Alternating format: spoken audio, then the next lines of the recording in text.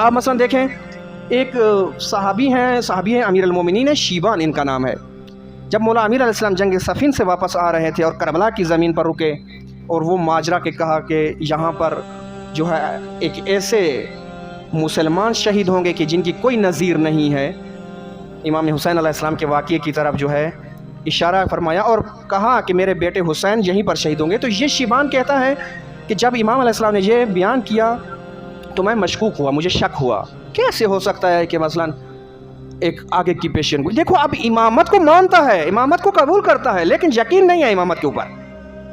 یہ خود نقل کرتا ہے کہ میں نے جب امام علیہ السلام وہاں سے روانہ ہوئے تو میں اس دشت کے اندر گھوما اور وہاں پر ایک ہڈی، حیوان مرے ہوئے کی ایک ہڈی تلاش کی، اور جہاں پر امام علیہ السلام نے نشان لگایا تھا میں نے اس جگہ کو کھودا اور اس بڑی ہڈی کو علامت کے طور پر وہاں نصب کیا کہ دیکھتا ہوں کہ امام علیہ السلام کا یہ وعدہ حق ہوتا ہے یا نہیں ہوتا.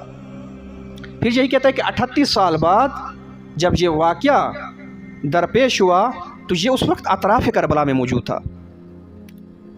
تو کہتا ہے کہ میں نے جب سنا کہ یہاں پر ایک جنگ ہوئی، جب وہاں پر آیا تو دیکھا اس مقام کے اوپر چند قبریں بنی ہوئی تھی، یعنی جنگ ہو گئی، شہید ہو گئے، بعد میں دفن بھی ہو گئے.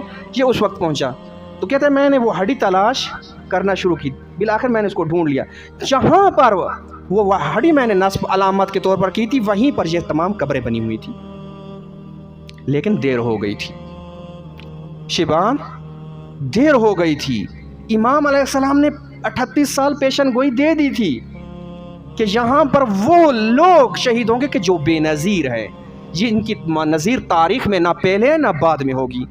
اگر بابصیرت ہوتا، اگر جس طرح حق کو پہچانا تھا اس کا حق کا ساتھ دینے والا ہوتا، آج ان بے نظیروں میں شامل ہوتا، ان بے نظیروں کے اندر اس کا شمار ہوتا.